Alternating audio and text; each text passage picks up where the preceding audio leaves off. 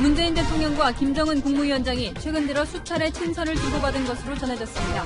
친서 채널을 통해 남북, 북미 관계의 돌파구를 마련하겠다는 구상인데 문 대통령은 오늘 다시 종전선언을 강조했습니다. 조성길 전 북한 대사대리의 망명사실 공개 과정에 대한 의문이 커지고 있습니다. 자세히 짚어봅니다. 경찰이 내일 한글날 도심 집회도 차벽과 폴리스 라인으로 원천 봉쇄하기로 해 논란입니다. 민주사회를 위한 변호사 모임은 차벽 설치가 위헌적인 공권력이라며 집회 전면 금지를 중단하라고 촉구했습니다. 코로나19 재난 문자가 남발되면서 스팸 취급을 받고 있습니다. 일부 지자체나 기관은 방역 성과를 홍보하거나 캠페인성 문자를 보내 빈축을 사고 있습니다. 유명희 통상교섭 본부장이 WTO 사무총장 선출을 위한 최종 2인 후보에 올랐습니다. 첫 한국인이자 여성 WTO 수장이 탄생할지 주목됩니다.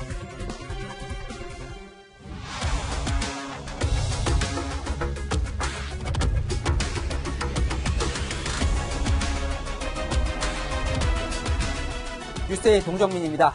문재인 대통령과 김정은 북한 국무위원장 사이에 공개된 것보다 더 많은 친서가 최근까지 오갔던 것으로 전해졌습니다. 이런 가운데 문 대통령은 오늘 또 한 번 한반도 평화의 시작은 종전선언이라고 강조를 했는데요.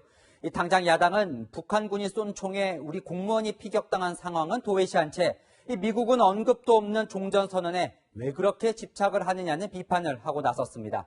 일각에선 이 문 대통령이 종전선언을 강조한 것이 이 친서를 통해 김정은 위원장과 어떤 교감을 한 것 아니냐 이런 관측도 나옵니다. 첫 소식 전혜정 기자입니다. 문재인 대통령과 김정은 위원장이 최근 들어 친서를 지속적으로 주고받은 것으로 알려졌습니다. 여권 관계자는 북한이 서해 공무원 피격 사건에 유감을 표하는 통지문을 보낸 지난달 25일 전후로 수차례 친서가 오간 것으로 안다고 밝혔습니다. 청와대가 공개한 문 대통령의 지난달 8일 친서와 김 위원장의 지난달 12일 답장 성격의 친서 외에도 친서가 더 있다는 겁니다. 이 관계자는 공개된 친서 외에도 다른 친서가 많다면서 계속 메시지 교환이 있었는데 공개되지 않은 것일 뿐이라고 설명했습니다. 친서는 국정원과 노동당 통일전선부 라인으로 주고받는 것으로 전해졌는데 북미 간 중재에 대한 내용이 담겼을 거란 관측이 나옵니다. 문 대통령은 지난달 23일 유엔 총회 연설에 이어 오늘도 종전선언을 강조했는데 친서 채널과 무관치 않다는 분석이 나옵니다. 종전선언이야말로 한반도 평화의 시작이며 한반도의 항구적 평화만이 참전 용사들의 희생과 헌신에 진정으로 보답하는 길입니다. 남북 정상 간 종전선언에 대한 이야기가 오가고 있는 게 아니냐는 겁니다. 청와대는 정상 간 신뢰를 바탕으로 남북, 북미 관계의 돌파구를 찾겠다는 구상입니다. 하지만 야당은 공허한 외침이라며 비판했습니다.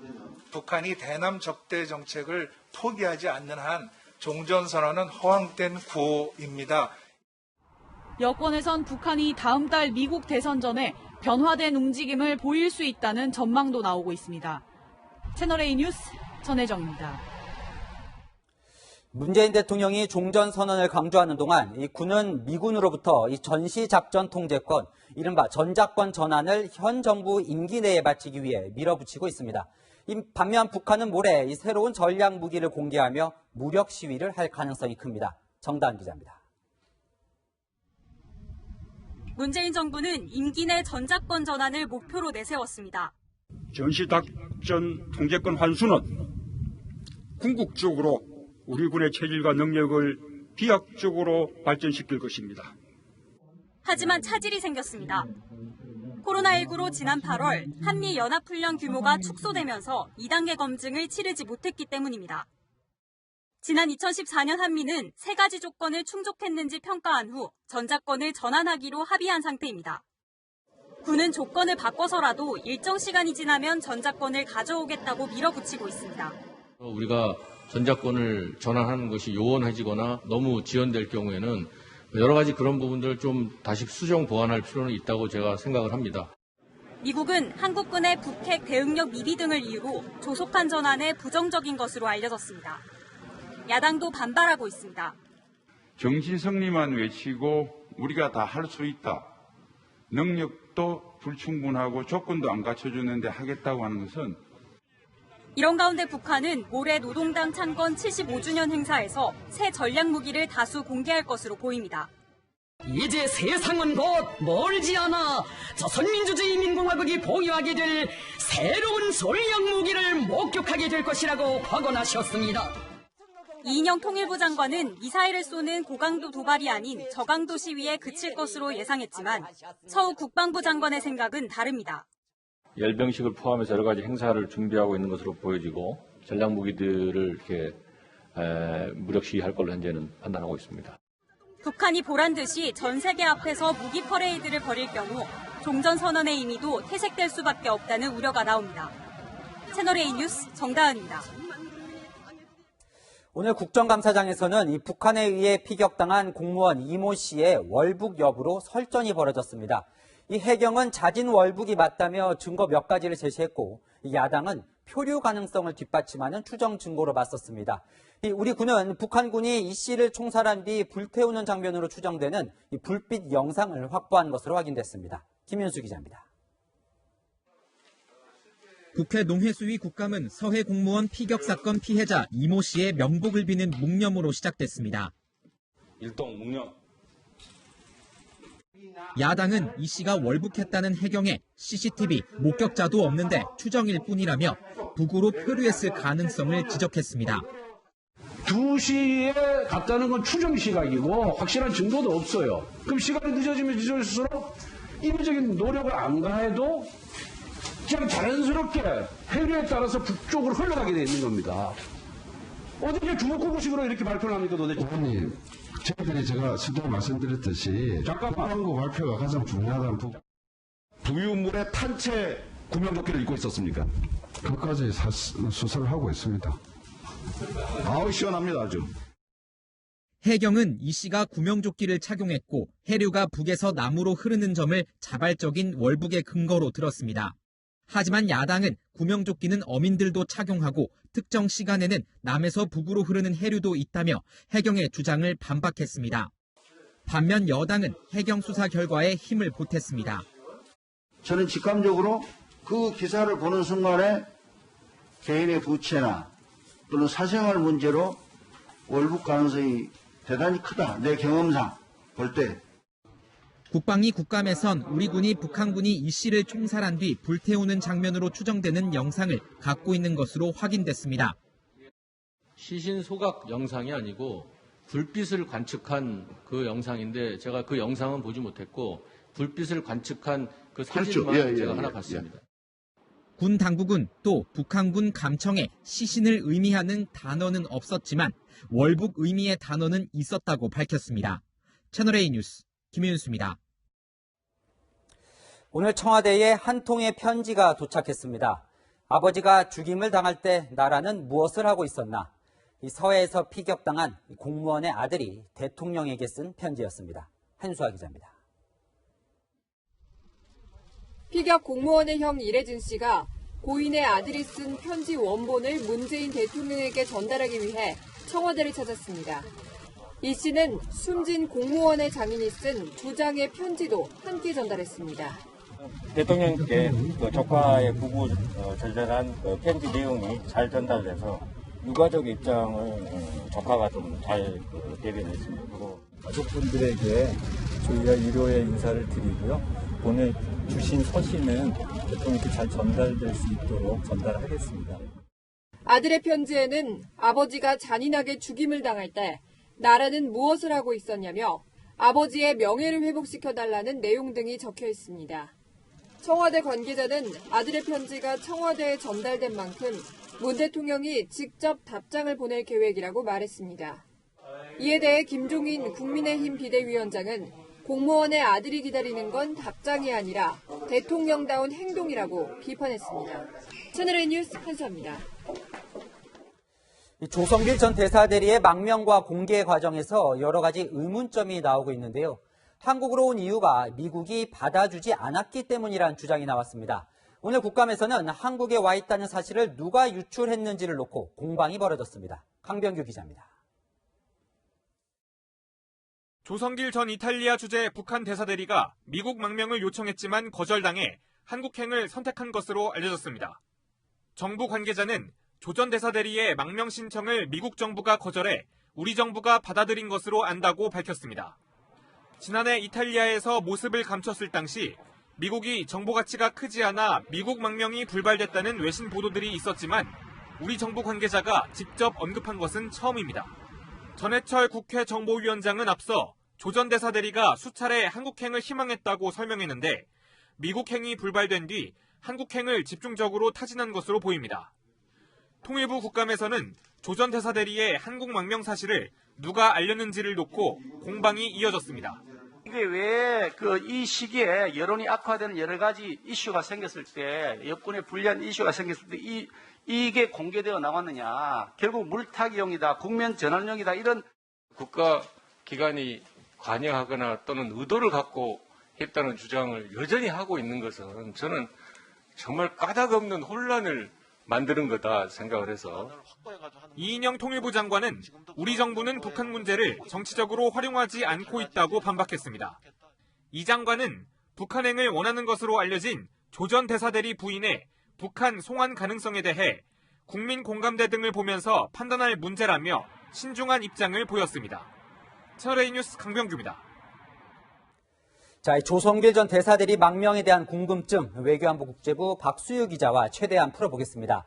자, 이것부터요. 이 조성길 전 대사대리는 이 북한에 있는 딸이 가장 위험해질 수도 있는 이 한국에 왜 왔을까요? 네, 조성길 대사대리가 로마에서 잠적했을 때 애초 목적지는 한국이 아니었습니다. 앞서 보신 것처럼 미국 망명은 거부당했고요. 그 다음으로 선호했던 곳은 오랫동안 생활했던 유럽, 그 중에서도 북한 대사관이 없는 프랑스였습니다. 아무래도 신변 우려 때문이었을 텐데요. 하지만 프랑스 망명에도 실패하면서 결국 고를 수 있는 선택지가 한국밖에 남지 않은 겁니다. 그렇군요. 그러면 이 자의로 왔다면 왜 그동안 1년 넘게 왔다는 공개를 하지 않은 걸까요? 네, 서로 이해관계가 맞아 떨어진 것이라고 볼 수 있습니다. 조 전 대사대리도 딸 비롯해서 북한에 있는 가족들의 신변을 우려하고 있기 때문에 한국에 온 사실 공개를 원치 않았고요. 또 우리 정부도 남북 관계를 고려하고 있기 때문에 관련 정보를 통제했을 것으로 보입니다. 1997년도 황장엽 비서 같은 경우와 2016년 태영호 전 공사 공개 망명은 보수 정권이 그때 당시에 선전 효과를 노린 측면이 크고 그 밖의 인사들은 조용히 들어온 경우가 더 많습니다. 그러니까 우리는 그동안 공개를 안 했는데 그럼 북한도 그동안 이 사실을 모르고 있었을까요? 네, 북한은 알고 있었습니다. 북한은 조 전 대사들이 잠적 이후 계속 행적을 찾고 있었고 그러다 석 달 뒤에 부인이 동유럽 국가에서 이 딸이 걱정되다 보니까 로마 북한 대사관으로 전화를 걸면서 어디에 있는지가 드러나게 됩니다. 이후 북한의 회유가 계속됐고 한국행 비행기를 타는 순간까지 북한은 조 전 대사대리의 움직임을 거의 실시간으로 파악한 것으로 보입니다. 다만 우리 정부가 공개하지 않은 만큼 북한도 외교관 탈북이라는 이 치부를 먼저 드러내지는 않고 침묵할 것이라는 관측이 제기됩니다. 네, 그리고 이번에 공개된 시점도 또 논란인데, 자, 우리 공무원 피격 사건으로 지금 남북 관계가 뭐 그렇게 좋은 상황은 아닙니다. 그런데 이 상황에서 왜 이게 공개가 됐을까 하는 점이에요. 네, 조 전 대사대리의 부인이 북한에 두고 온 딸이 걱정되다 보니까 북한으로 다시 돌아가겠다고 하면서 이런 사실이 드러난 것에 무게가 실리고 있습니다. 네. 조 전 대사대리는 아버지가 이미 사망해서 북한에 직계 가족이 없습니다. 하지만 부인 이광순 씨는 아버지 이도섭 전 태국 대사를 비롯해 딸까지 북한에 남아있는 만큼 이해관계도 좀 달랐던 것으로 보입니다. 하지만 야권에서는 정권 차원의 정치적인 의도를 의심하고 있습니다. 여권에 불리한 이슈가 생겼을 때 이게 공개되어 나왔느냐. 결국 물타기용이다, 국면 전환용이다. 네, 저기 이제 이인영 통일부 장관은 정치적 의도는 없다 이렇게 부인을 했는데, 자, 그렇다면 이 부인은 지금 딸이 보고 싶다면 이제 북한으로 가고 싶다는 거 아닙니까?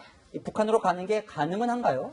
네, 만약 부인이 직접 기자회견을 연다거나 직접 모습을 드러낸다면 북한이 류경식당 종업원 때처럼 북송을 요구할 가능성도 있습니다. 하지만 북한이 공개 요구에 나설지 또 부인뿐 아니라 조 전 대사대리도 함께 보내라고 할지는 아직 알 수 없습니다. 정부 역시 우리 국민을 북한에 보낼 수 없다는 게 기본 입장이고 현재 부부 모두 출국 금지 상태입니다. 네, 이 아직은 침묵 중인 북한이 어떻게 나올지도 주목을 해봐야겠네요. 지금까지 박수유 기자와 살펴봤습니다. 오늘 국감에서는 내일 한글날 서울 도심 집회를 둘러싼 공방도 벌어졌습니다. 경찰은 내일도 차벽을 쳐서 원천 봉쇄하겠다는 입장인데 여당은 코로나19를 막기 위해 불가피하다, 야당은 과잉 대응이다 맞섰습니다. 박건영 기자입니다. 여당 의원들은 경찰버스로 광화문 일대를 에워싼 차벽은 방역을 위해 꼭 필요했다며 경찰을 감쌌습니다. 국민의 생명권과 안전권을 지키는데 역할을 했다. 효율적인 대응이었다 이렇게 생각이 듭니다. 반면 야당은 경찰버스를 동원해 4km 길이의 차벽을 친 건 과잉 대응이라고 비판했습니다. 서울시청 앞까지 537대를 지금 동원을 해서 쳤어요, 지금. 광화문 일대만 친 게 아니고. 전국에 있는 전체 중대를 다 끌고 온 겁니다. 자, 그런데도 과잉 대응이 아니라고 보십니까? 국감장에 나온 김창룡 경찰청장은 내일 서울 도심 집회도 차벽과 울타리로 원천 봉쇄한다는 방침을 굽히지 않았습니다. 불법 집회를 개최하겠다는 그런 시도가 계속되고 있고 차벽, 경찰 폴리스라인 등 차단 방지 조치를 해야 할 것으로 지금 판단하고 있습니다. 경찰의 이런 방침에 민변도 우려의 목소리를 냈습니다. 차벽은 위헌적 공권력이라며 정부의 집회 전면금지 정책을 중단하라고 촉구했습니다. 내일 광화문 일대 신고된 집회는 모두 38건. 경찰은 집회 주최 측에 모두 금지 통보를 했습니다. 내일 추미애 법무부 장관과 조국 전 장관 자택 주변을 통과하는 드라이브스루 차량 집회는 예정대로 열릴 예정입니다. 채널A 뉴스 박관영입니다.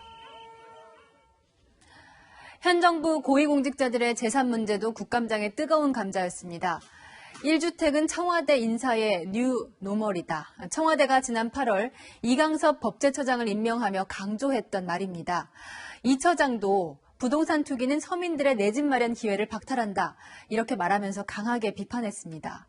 그랬던 이 처장이 가족 명의로 50억 원이 넘는 다양한 부동산을 보유한 것으로 드러났습니다. 최수연 기자입니다. 국회 법제사법위원회 국정감사에서는 이강섭 법제처장의 부동산 자산에 대한 야당 의원의 비판이 쏟아졌습니다. 1주택이라면 이런 상가, 건물, 그리고 근린생활시설, 재건축 분양권 이런 거 보유하는 거는 아무런 문제가 안 된다. 이 정부에서는 주택만 하나면 된다. 청와대가 임명 당시 이 처장을 1주택자라고 홍보한 것과 달리 가족 명의로 다양한 부동산을 보유한 것으로 드러났기 때문입니다. 공직자 재산 공개 내역에 따르면 이 처장의 가족은 서울 강남구 아파트를 비롯해 용산구 주상복합 전세 임차권, 강남구 역삼동 상가 건물 일부, 경기 성남시 상가 재건축 분양권 등을 보유하고 있는 것으로 나타났습니다. 공시지가로 따져도 50억 원이 훌쩍 넘습니다. 특히 이 처장 가족이 100% 지분을 보유한 부동산 투자 회사의 대주주인 것으로 확인됐는데 야당은 이 처장이 이 회사를 부동산 투자 수단으로 적극 활용해왔다고 주장했습니다. 이 처장은 1주택자임을 강조하며 실거주 목적의 강남 아파트를 제외하고는 모두 처가에서 증여받았다고 해명했습니다. 장인 이 처에게 증여를 하고 그다음에 딸에게도 전유를 한 그런 사안입니다. 그래서 다른 거 저희들이 투자하거나 그런 건 아닙니다. 지난해 청문회 과정에서 30억 원대 불법 주식 거래 의혹으로 논란을 빚었던 이미선 헌법재판관 부부가 다시 주식을 산 것에 대한 지적도 이어졌습니다. 여러 가지 도덕성상 부적절한 곤욕을 이제 치르였고 또 이렇게 해외 주식을 하는 부분에 있어서는 국민들의 눈높이에서는 부적절할 수 있다. 이 재판관은 취임 후 보유 주식을 모두 팔았지만 지난 3월 기준 배우자 명의로 해외 주식 1억 6천억 원 가량을 신고했습니다. 채널A 뉴스 최수연입니다. 홍남기 경제부총리가 살고 있는 전셋집도 화제가 됐습니다. 정부의 새 임대차법 때문에 홍 부총리 본인도 집주인에게 집을 빼줘야 할 신세가 됐습니다. 홍 부총리는 전세 시장이 안정되지 않았다고 인정했습니다. 조현선 기자가 취재했습니다. 홍남기 부총리 가족이 거주하는 서울 마포구 아파트 단지입니다. 지난해 1월 보증금 6억 3천만 원을 내고 전용 면적 84제곱미터의 전세로 살고 있습니다. 그런데 내년 1월 계약 만료를 앞두고 집주인이 실거주 의사를 밝혀 새 전셋집을 찾아야 할 처지입니다. 그 사이 전셋값은 2억 원 넘게 뛰었습니다. 전세금이 좀 쌌어요. 9억 5천도 했지만 지금 현재 나온 건 8억 3천 5천 나와요. 2개 정도 있어요. 새 임대차법 시행 영향으로 주변 단지 전세 매물도 씨가 말라 이사도 쉽지 않은 상황입니다. 홍 부총리는 경기 의왕시 아파트와 세종시 아파트 분양권을 갖고 있었지만 공직자 다주택 논란이 일면서 지난 8월 의왕 아파트를 처분했습니다. 결국 임대차법 영향으로 나타난 전세 대란을 경제수장이 고스란히 겪고 있는 겁니다. 홍 부총리는 국정감사에서 지금의 불안한 전세 시장을 인정했습니다. 이사철 이런 분들이 겹치면서 전세 수요가 높아질 수밖에 없는 것인데 월세 문제와 맞물려서 시장이 안정화될 수 있는 것이냐. 2개월 정도면은 임대차 3법의 그 계약갱신 청구권의 효력이 나지 않겠느냐 했는데 아직까지 전세 시장이 안정화되지 못해서 저희도 뭐 안타깝긴 합니다만은 추가적으로 할 수 있는 대책을 좀 강구해 보도록 하겠습니다. 홍 부총리는 전셋집을 구했느냐는 윤희숙 국민의힘 의원의 질문에는 아직 구하지 못했다고 대답했습니다. 이런 가운데 한국감정원에 따르면 10월 첫째 주 서울 아파트 전셋값은 0.08% 올라 67주째 상승세를 이어갔습니다. 채널A 뉴스 조현선입니다. 우려했던 대로 추석 연휴 기간 가족 간 감염 사례가 발생했죠. 내일부터 다시 사흘간 연휴인데 이번엔 단풍 구경을 자제하라는 권고가 나왔습니다. 배영진 기자입니다. 화면을 돌려보니 단풍이 절정에 오른 설악산 대청봉 일대가 한눈에 펼쳐집니다. 국립공원공단이 제작한 360도 입체 영상입니다. 공단은 온라인을 통해 설악산과 오대산 등 전국 국립공원의 단풍 절정기 모습을 담은 영상을 공개할 계획입니다. 비대면으로 국립공원을 집안에서 즐기실 수 있도록 전국 15개 국립공원에 대한 VR 서비스를 실시하게 되었습니다. 환경부는 코로나19 감염 우려가 커지자 초유의 단풍놀이 지침까지 내놨습니다. 단체 방문을 막기 위해 국립공원의 대형 버스 주차를 금지하고 탐방객이 몰리는 지점에 출입 금지선을 치기로 한 겁니다. 가을이면 핑크 뮬리가 만개해 사진 명소로 인기를 끌었던 생태공원. 분홍빛 가득했던 지난해와 달리 올해는 핑크 뮬리가 자취를 감췄습니다. 코로나19 여파로 공원을 폐쇄했는데도 관광객 발길이 이어지자 지자체가 모두 베어버린 겁니다. 내년에는 핑크 뮬리를 올해보다는 더더욱 더 예쁘게 저희들이 자라도록 노력해서 우리 관광객 여러분들을 맞이하도록 하겠습니다. 국내 대표적인 겨울 철새 도래지인 충남 서천군도 코로나 확산을 막기 위해 다음 달 예정된 축제를 열지 않기로 했습니다. 채널A 뉴스 배영진입니다. 외출하지 말아라, 마스크 써라, 각종 지침이 이렇게 늘어난 만큼 코로나19 재난 문자도 많이 받으실 겁니다. 하도 많이 와서 스팸처럼 느껴지기도 하는데 지자체를 홍보하는 쓸데없는 재난 문자까지 옵니다. 먼저 남영주 기자가 실태를 취재했습니다. 인천에 사는 김건주 씨는 추석인 지난 1일 시청이 보낸 재난 문자를 받고 황당했습니다. 수도권에서 코로나19 확진자 발생률이 가장 낮다며 홍보하는 문자가 온 겁니다. 솔직히 좀 어이가 없죠. 수도권 전체가 지금 난린 상황에서 뭐 자랑하는 것도 아니고 긴급 문자로 보내는 거는 좀 아니라고 생각해요. 수시로 울리는 알림 소리와 진동에 시민들은 피로감을 느낍니다. 이제 자주 안 보게 되는 것 같더라고요. 가끔은 스팸인가 싶을 정도로 좀 불필요성을 느끼는 것 같아요. 필요한 이상으로 많이 와가지고 좀 불편한 것 같아요. 다른 지역구에 알람이 자꾸 나오길래. 올해 1월부터 지난달까지 정부와 지방자치단체가 발송한 재난문자는 3만 4천여 건. 코로나19 확진자가 다시 늘어나기 시작한 8월에는 1만 건이 넘는 재난문자가 발송됐습니다.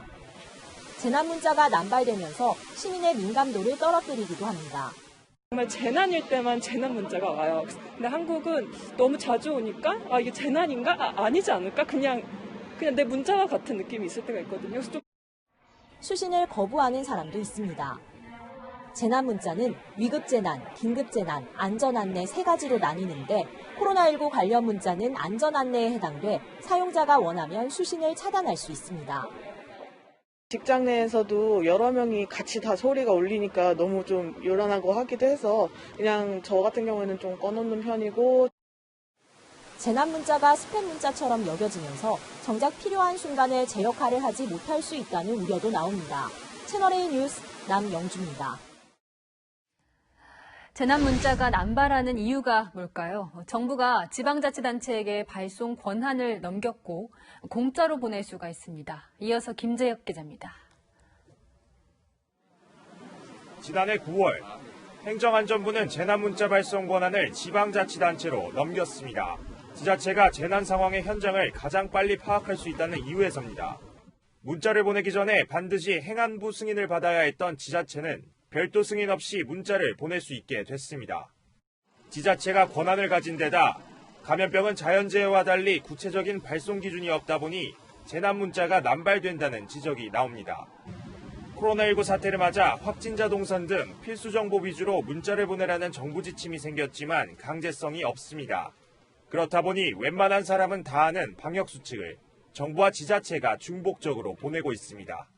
행안부에서는 보내지 말라 이렇게 내려왔다 해도 지자체 차원에서 이건 보내야 된다고 하면 어쩔 수 없이 보내는 경우도 많이 있는 것 같아요. 재난문자를 공짜로 보낼 수 있다는 점도 남발의 원인으로 꼽힙니다. 공익 목적이라는 이유로 이동통신사 기지국을 무료로 이용하는 겁니다. 전문가들은 재난문자의 기준을 명확하게 나눌 필요가 있다고 지적합니다. 홍보성 문자를 남발하게 되면 안전에 대한 생각도 등한시되는 경우가 생기기 때문에 홍보성 안전문자를 유료화하는 방향이 있을 것 같고요. 행안부는 재난문자 남발을 막기 위한 방법을 검토 중이라고 밝혔습니다. 채널A 뉴스 김재혁입니다. 출소를 2개월 앞둔 조두순으로부터 성범죄를 당했던 8살 소녀, 이제 성인이 됐습니다. 워낙 사회 반향이 컸던 터라 그동안 아동 성범죄가 좀 줄었을 거라 기대도 했지만 아니었습니다. 오히려 늘고 있었죠. 이 4년 전 900여 건이던 아동 성범죄는 지난해 1200여 건으로 늘어났습니다. 저희 탐사보도팀은 성범죄를 당했다고 주장하는 또 다른 어린 소녀의 사건을 취재했습니다. 엄마가 만 5살짜리 아이가 성범죄를 당했다며 고소한 사람은 의붓 아빠였습니다. 박선영 기자의 단독 보도입니다. 아이가 갑자기 침대에서 일어나더니 엄마에게 말을 하기 시작합니다. 만 5살이던 아이는 주요 부위의 통증을 호소하며 충격적인 얘기를 이어갑니다. 거기를? 누가? 아프면 지난 2018년 중순부터 8개월간 엄마와 동거하던 의붓 아빠를 나쁜 아빠라고 표현했습니다. 근데 간이 도망가려고 그랬어. 그냥 엄마한테 말하려고 도망갔는데 내가 잡으려고 그랬슈. 너 깜짝 놀랐슈. 아이의 엄마는 영상에서 가해자로 지목된 의붓 아빠를 최근 경찰에 고소했습니다. 엄마는 아이가 심리치료를 받도록 하고 있는데 아이의 그림에선 흉기와 흉기에 찔린 동물, 혈흔과 귀신이 등장합니다. 남성 택배기사의 방문에 식탁 밑으로 숨어들고 남성 취재진이 집 안으로 들어가자 손수건으로 다리를 가리기도 합니다. 경험에 의존해서 그런 일이 또 일어날 수 있다라는 불안, 피해자들이 갖고 있는 삶이나 생활에서 일어나는 내용들을 아주 보여주고 있다고 저는 생각이 듭니다. 취재진은 의붓 아빠를 수차례 찾아갔습니다. 그는 전혀 사실이 아니고 오히려 자신이 억울하다는 입장입니다. 잠시만요. 그 입장 들으러 왔거든요. 입장 없으신가요? 사실 말씀 없으실까요? 고소에 들어오고 있잖아요. 혹시 알고 계시죠? 아이가 성범죄를 당했다고 주장하는 엄마가 촬영한 이 영상이 수사 과정에서 신빙성을 인정받을 수 있는지에 대해선 전문가들의 의견이 엇갈립니다. 아이들이 어리기 때문에 아직 거짓말을 한다거나 이런 데 한계가 있거든요. 실제로 경험하지 않았으면 이런 진술을 좀 하기 어렵다고 봅니다. 엄마가 원하는 대답대로 이렇게 얘기를 해주다 보면, 답변을 해주다 보면 아동이 자기도 모르게 거짓말하게 되는 거고, 이제 자기가 있었던 사실을 실질적으로 얘기하는지를 또 담보할 수 없는 그런 문제점이 있기는 해요. 경찰은 조만간 아이와 의붓 아빠를 상대로 고소 내용에 대해 조사할 방침입니다. 채널A 뉴스 박선영입니다.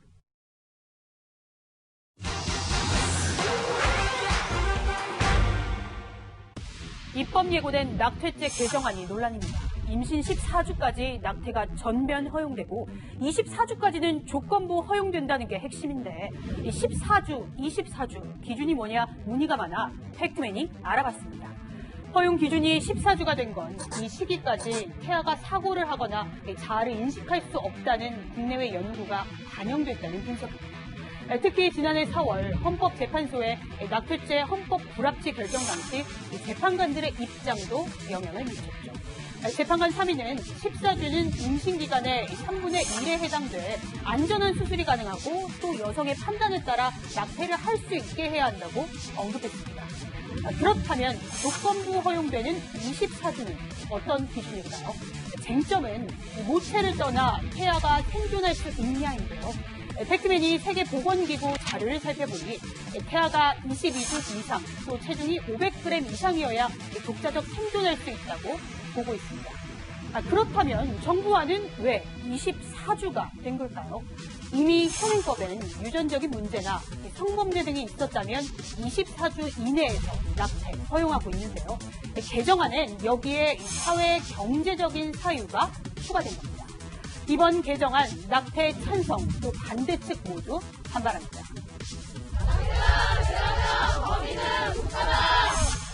전면 합법화와 마찬가지다. 낙태를 다 할 수 있게끔 정부가 그렇게 묵인하고.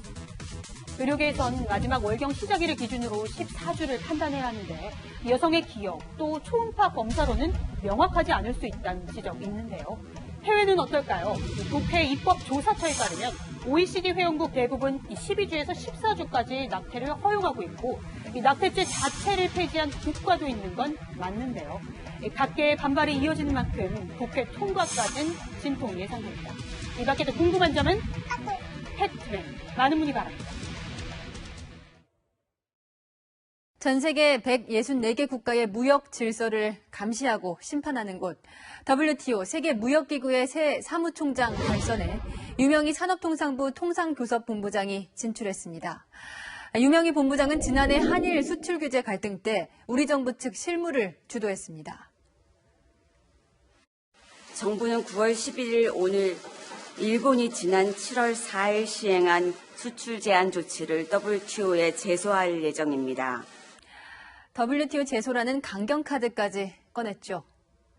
그래서 일본은 유 본부장이 당선되면 골칫거리가 될 수 있다며 노골적으로 견제하고 있습니다. 상대는 나이지리아의 오콘조 이웰라 전 장관입니다. 일본도 오콘조를 적극 지지하고 있는데요. 박정서 기자가 유명희 본부장의 승리 가능성을 분석해봤습니다. 지난 7월부터 각국 주요 인사들을 만나 유세 활동을 펼쳐온 유명희 산업통상자원부 통상교섭본부장. 오래된 통상 경험과 전문성 그리고 국제 네트워크를 바탕으로 해서 WTO 개혁을 이끌 적임자임을 강조를 할 계획입니다. 세계무역기구 WTO 사무총장 선거전에서 5명의 후보가 경쟁한 2라운드를 뚫고 결선에 진출했습니다. 특히 25년 경력의 통상 전문가라는 점을 내세워 WTO 사무총장의 적임자임을 강조했습니다. I will work hard and make utmost efforts to produce a tangible outcome, the multilateral trading agreements at the WTO. 결선 상대는 나이지리아의 응고지 오콘조 이웰라 후보. 결과는 예측하기 어렵습니다. 나이지리아 재무장관과 외무장관을 지낸 오콘조 이웰라 후보는 세계은행에서 25년간 근무해 국제적 인지도에서 앞섭니다. 반면 유 본부장은 현직 통상 전문가라는 점이 최대 강점입니다.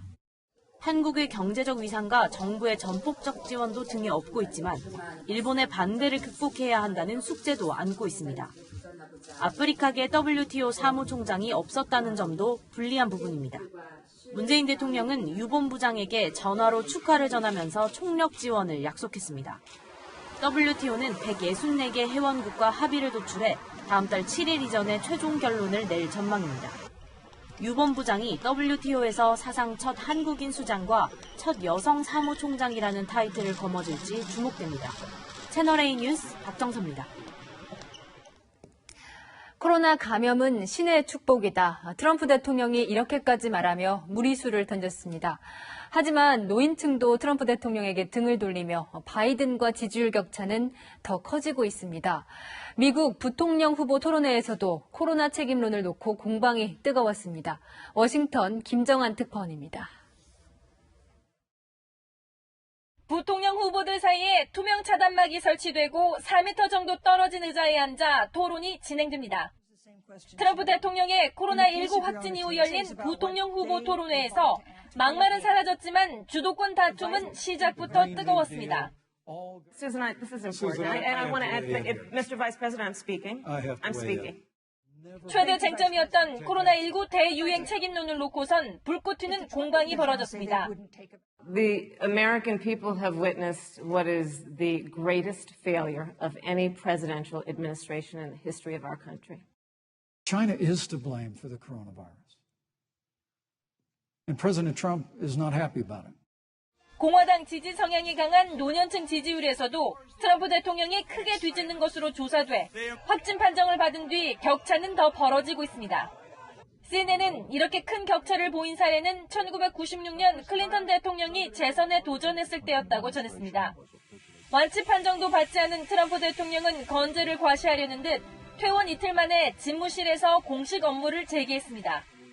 SNS에 올린 영상 메시지를 통해 처방받은 리제네론의 항체 치료제 효과를 알게 됐다며 감염된 것이 신의 축복이라고 주장했습니다. A short 24 hours later, I was feeling great. I wanted to get out of the hospital. And that's what I want for everybody. I want everybody to be given the same treatment as your president. 지난 2일 확진 사실을 공개한 트럼프 대통령은 헬기로 군 병원으로 이동하고 수차례 검사와 산소 보충 치료, 스테로이드 및 실험 단계에 있는 항체 치료까지 받았습니다. 하지만 트럼프 대통령이 사흘 동안 받은 입원 치료 비용만 10만 달러, 우리 돈 1억 원을 훌쩍 넘는 것으로 알려져 트럼프 대통령의 무료 치료제 공약은 공허하다는 비난의 목소리가 높습니다. 워싱턴에서 채널A 뉴스 김정환입니다. 주요 대학 병원장들이 고개를 숙였습니다. 의대생들, 그러니까 제자들이 의사 국가고시를 치를 수 있게 해달라고 대신 사과한 겁니다. 하지만 정부 입장은 여전히 단호했습니다. 김단비 기자입니다. 코로나19로 아주 힘든 이 시기에 우리 의대생이 국가고시 문제로 인해서 국민 여러분께 심려를 끼쳐드린 점에 대해서 깊이 송구합니다. 고대의료원과 서울대병원 등 4개 대학 병원장들이 직접 나서 고개를 숙였습니다. 정부의 의대 정원 확대 등에 반대하며 국가고시를 거부한 의대 제자들을 대신해 사과한 겁니다. 병원장들은 2,700여 명의 신규 의사들이 배출되지 못하면 심각한 의료 공백이 우려된다며 한 번만 더 기회를 달라고 호소했습니다. 국감장에 나온 정영호 대학병원협회장도 반성과 용서를 구하는 심정으로 재응시 기회를 꼭 주길 간곡히 요청드린다고 말했습니다. 하지만 정부의 입장은 단호했습니다. 박능우 보건복지부 장관은 응시자 요구로 거부된 시험에 예외적으로 재응시 기회를 부여하는 것은 정말 어려운 문제라고 선을 그었습니다. 사회적 갈등을 조정하는 건익위원회도 국민 공감 없이는 해결할 수 없다는 점을 분명히 했습니다. 온라인상에서는 병원장들의 대리 사과에 대한 싸늘한 반응이 이어졌습니다. 올해 의사국시에는 전체 응시 대상자 3,172명 중 14%인 446명만이 응시했습니다. 채널A 뉴스 김단비입니다. 4.15 총선의 선거법 위반 사범을 처벌하려면 10월 15일까지, 그러니까 일주일 내로 검찰이 재판에 넘겨야 합니다. 그런데 검찰이 잇따라 무혐의 처분을 내리고 있습니다. 시간에 쫓겨 부실 수사를 한 건 아닌지 우려의 목소리가 나옵니다. 최주연 기자입니다. 검찰은 그제 공직선거법 위반 혐의를 받은 고민정 더불어민주당 의원을 불기소 처분했습니다. 앞서 서울 광진구 선거관리위원회는 선거운동이 금지된 주민자치위원들의 지지 발언을 선거 공보물에 담았고 그 내용도 허위였다며 고 의원을 고발했습니다. 검찰은 고 의원은 혐의가 없다며 공보물 제작을 맡은 선거캠프 실무자만 재판에 넘겼습니다. 이른바 지역구 불려주기 의혹이 제기된 윤건영 더불어민주당 의원과 박영선 중소벤처기업부 장관도 무혐의 처분을 받았습니다. 하지만 국민들은 무혐의 판단의 이유를 알 방법이 없습니다. 두 사건 수사를 맡은 서울 동부지검과 남부지검 모두 수사 상황 공개 여부 등을 심의하는 형사사건 공개심의위원회에 안건을 올리지 않은 겁니다. 21대 총선 관련 선거사범 공소시효가 일주일 앞으로 다가오면서 무혐의 처분은 잇따르고 있습니다. 사법농단 피해자를 자처해 허위사실을 유포했다는 혐의를 받아온 이수진 민주당 의원과 호별 방문 선거운동을 한 혐의로 고발된 윤희숙 국민의힘 의원도 검찰이 불기소를 결정했습니다. 공소시효가 일주일 남아있지만 21대 총선 관련 선거법 위반 입건자의 불기소 처분 비율은 20대 때보다 5%포인트 높습니다. 검찰이 수사의 속도를 낸다지만 시간에 쫓겨 부실 수사가 될 수 있다는 우려의 목소리도 나옵니다.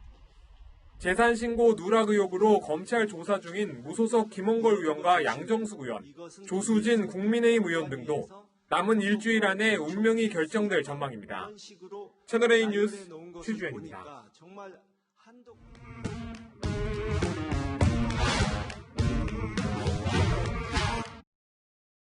열한야는 시작합니다. 이동원 기자와 함께합니다. 자, 첫 번째 주제 보겠습니다. 네. 자, 갑자기 튀어나온. 네. 오늘 국정감사장에서 갑자기 튀어나온 게 있는데 아마 전혀 짐작조차 하실 수 없을 겁니다. 뭘까요? 바로 야한 동영상인데요. 대통령 직속 자문기구죠. 민주평화통일자문회의는 김영주 더불어민주당 의원실이 요구한 국감 자료를 USB에 담아서 제출했는데요. 여기에 야동이 들어있었습니다. 제목을 좀 하기가 어려운데 몰카, 쉽게 말하면 불법 음란물입니다. 공무원이 근무지에서 음란물을 보관하고 전송을 했다는 건 있을 수 없는 일입니다. 송구스럽게 짝이 없습니다. 네, 이게 정말 황당한 일이 벌어졌네요. 어떻게 이런 일이 벌어질 수 있습니까? 네, 민주평통은 정확한 경위에 대해 조사해 보겠다고만 하고 있는데요. 김영주 의원은 업무용 컴퓨터에 몰래 깔아놓은 야동이 컴퓨터에 저장된 자료를 USB에 담을 때 따라 들어간 것으로 추정하고 있습니다. 이 국회에서 N번방 방지법을 이제 통과시켰잖아요. 네. 이 불법 성적 촬영물은 저장만 하고 있어도 처벌을 받게 되는데요. 네. 그럼 이 공무원도 처벌이 불가피한 거 아닙니까? 네, 김영주 의원은 해당 직원을 징계하라고 요구했고요. 민주평통 사무처장은 그러겠다 이렇게 대답했습니다. 네, 참 별일이 다 벌어지네요. 다음 네. 주제 보겠습니다. 자, 똘마니 설전. 네. 방송에서 이 똘마니라는 말 써도 됩니까? 이게 국어 사전에 있긴 합니다. 범죄 집단에서 불임당하는 사람을 속되게 이르는 말인데요. 이 똘마니라는 이 말 때문에 정치권에서 설전이 벌어졌습니다. 김용민 더불어민주당 의원이 윤석열 검찰총장을 비판한 게 시작이었습니다. 윤석열 검찰총장은 검찰개혁을 우리가 왜 해야 되는지에 대한 논거를 제공하는 화소분 같은 존재예요. 검찰 역사상 가장 최악의 검찰총장의 그런 인물이 되지 않을까. 이제 김용민 의원은 이제 조국 법무부 장관 때 법무부에서 같이 일하면서 이 네. 조국 퀴즈 이런 말은 있었는데 네. 저 발언 이후에 조국 퀴즈를 넘어서 이제 똘마니라는 비판이 나왔었던 거죠. 그렇습니다. 바로 진중권 전 동양대 교수가 이렇게 비판을 했는데요. 들으신 발언 이후 김용민 의원을 조국 똘마니, 사상 최악의 국회의원 이렇게 비판했습니다. 네. 그러자 김 의원이 명예훼손으로 피해를 입었다면서 민사소송을 제기한 겁니다. 그런데 이 설전에 양쪽 모두 지원군들이 등판을 했다면서요. 네, 우선 금태섭 전 의원이 진중권 전 교수 지원 사격에 나섰는데요. 표현의 자유를 강조하면서 김용민 의원을 향해 스스로 아직 자기가 진보라고 생각하고 있을까 의문을 제기했고요. 그러자 또 다른 조국 퀴즈죠. 김남국 민주당 의원이 금 전 의원의 판단이 많이 아쉽다면서 김용민 의원 편을 들었습니다. 당사자들의 설전도 계속됐는데요. 진 전 교수가 김용민 의원이 사과하면 소송 취하를 허락할지 고려하겠다 이렇게 비꼬자 김 의원은 풋 하고 맞받아쳤습니다. 자, 이 똘마니라는 단어는 정치권에서 종종 사용이 되어 왔었죠. 네, 심상정 정의당 대표가 3년 전 친박계 의원들을 겨냥해 8인의 똘마니라고 했고요. 천정배 전 민생당 의원은 10년 전 당시 한나라당의 예산안 강행 처리를 비판하면서 똘마니들의 충성 영화를 보는 것 같다고 했습니다.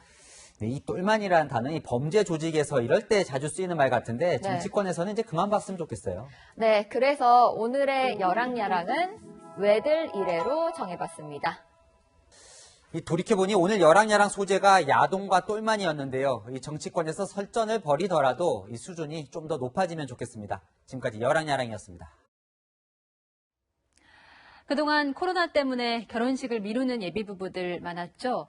중국도 마찬가지인데 최근 본물 터지듯 결혼식이 재개돼서 축의금에 등골이 휜다는 사람들이 적지 않습니다. 베이징 성해란 특파원입니다. 군용 장비로 만든 대형 오작교가 호수 위에서 만나고 제복을 입은 군인과 신부 40쌍이 차례로 입장합니다. 그동안 미뤘던 결혼식들이 8일간의 국경절 연휴를 맞아 한꺼번에 열린 겁니다. 我们本来3月份准备领结婚证，然后因为疫情推迟，我们都在各自的单位执行这个疫情防控的任务。 전국 곳곳에서 육해공 소속 군인들이 합동 결혼식을 열었고 우한에선 신혼부부 99쌍이 우한의 경의를 표하며 백년 가약을 맺었습니다.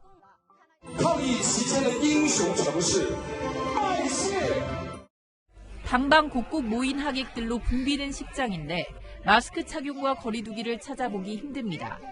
뒤늦게 특수를 맞은 예식업계에선 즐거운 비명소리가 들립니다.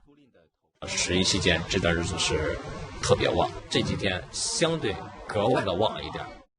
갑자기 몰리는 결혼식에 과도한 축의금 부담을 호소하는 SNS 글들도 적지 않습니다.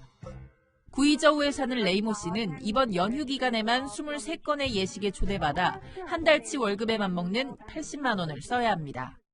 然后剩下的就是国庆节期间了，4月1号天就有8台。多单是往年9月很多，但是今年国庆应该是最多的。 업계는 연휴가 포함된 2달 동안 올해 결혼식 가운데 3분의 1 이상이 집중될 것으로 보고 있습니다. 중국 당국은 본토에서 53일째 확진자가 발생하지 않고 있다고 주장합니다. 하지만 6억 명 이상이 이동하는 국경절 연휴 이후 확산세가 다시 이어질 수 있다는 지적이 나옵니다. 베이징에서 채널A 뉴스 성혜란입니다. 제34회 인촌상 시상식이 열렸습니다. 영화 기생충으로 아카데미 감독상을 받은 봉준호 감독이 언론문화 부문상을 받았습니다.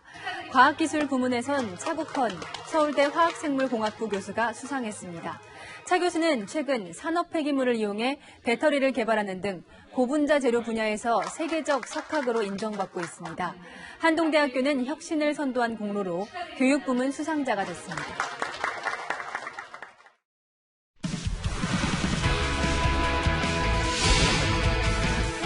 안녕하십니까. 스포츠 뉴스입니다. 프로야구 키움의 손혁 감독이 전격 사퇴했습니다. 리그 3위를 달리는 팀이라 이해하기 힘든 상황인데요. 취재 기자 연결합니다. 사공성공 기자, 사퇴 이유가 뭔가요? 네, 표면상으로 드러난 원인은 성적 부진입니다. 손혁 전 감독은 어제 경기가 끝난 뒤 이 사퇴 의사를 구단 측에 전달한 것으로 밝혀졌는데요. 이런 뒤숭숭한 분위기 속에서도 키움은 선두 NC를 맞아 3회까지 9대5로 크게 앞서고 있습니다. 손 전 감독은 성적 부진에 감독으로 책임을 지겠다고 밝힌 것으로 전해집니다. 키움이 최근 10경기에서 3승 7패로 주춤했지만 가을 야구 진출이 유력한 팀이었기에 충격은 큽니다. 후임 인사도 파격적입니다. 경력이 많은 코치가 아닌 1985년생 김창현 코치가 감독 대행으로 발탁됐습니다.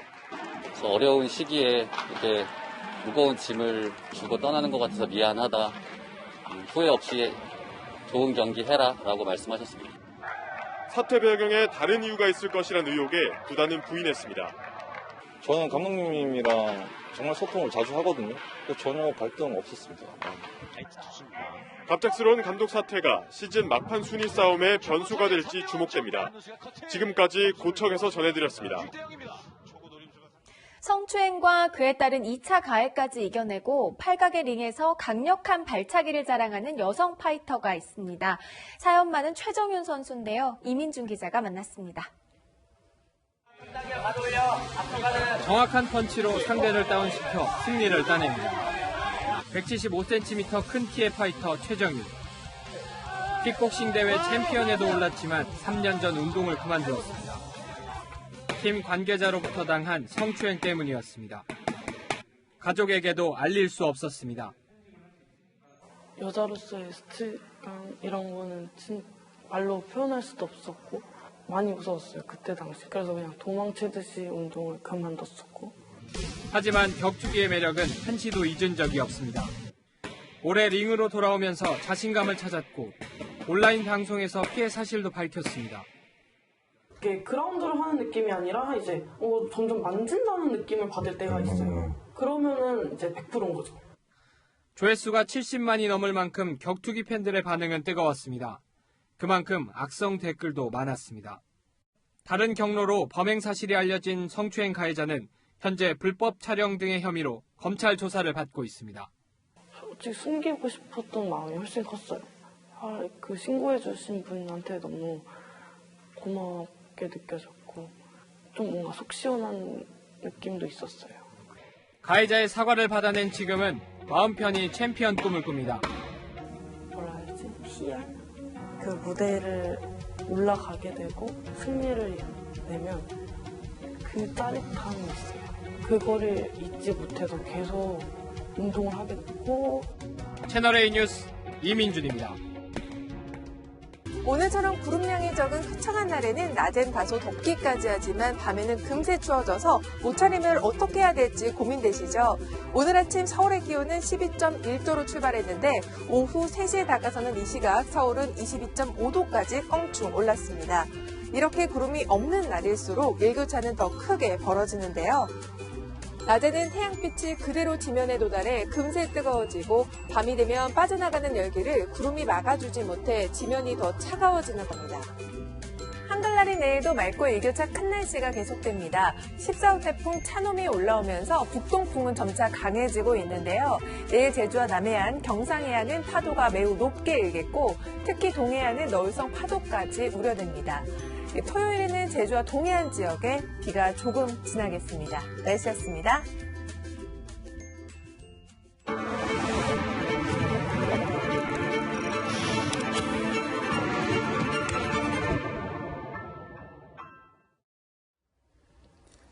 남북 정상 사이에 활발하게 편지가 오갔다는 소식 전해드렸는데요.